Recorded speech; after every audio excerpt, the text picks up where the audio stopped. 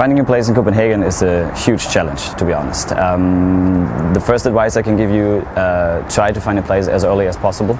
It's ridiculously hard. Everyone is looking for a room, for apartment and stuff. So yeah, it's really hard. There's two systems.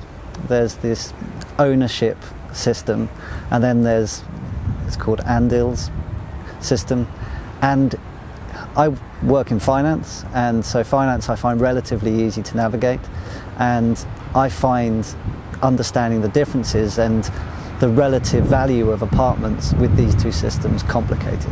Obviously the best and easiest way to find a place is to live is either to buy it, like as in a Eierbody or Andelsbody, but if you are just renting, it's really difficult. We ended up buying a place, an Andels Lejlighed, but that took about a year to do, and we lived in temporary accommodation for months at a time. So we moved with children 8 times in a year before we were able to find a place. My opinion is that most Danish people also find it very difficult to work out the relative value. One of the biggest advantages in Copenhagen when it comes to student places is that the student places are actually distributed centrally from one organization. So you can sign up for many different student housing places at the same time. So the chances are definitely higher to get a place.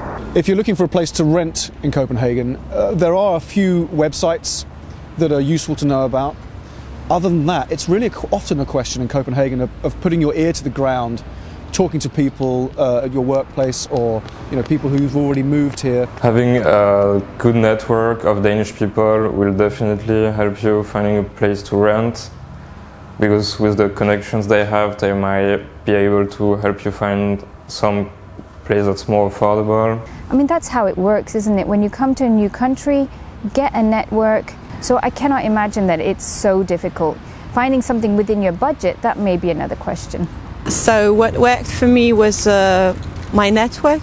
Once you're here, you start to meet people, and then you just mix up. Someone will say that, oh, I know a person that looks for a flatmate, or I know a person that releases an apartment, and yeah, this is how it works. Once again, go to places that are set up through Copenhagen Commune, like the International House, and start your network there, because that's where you'll find out what resources are available to you. We now have a lovely place to live, and we have great neighbors, and people are very patient with us because we don't speak Danish.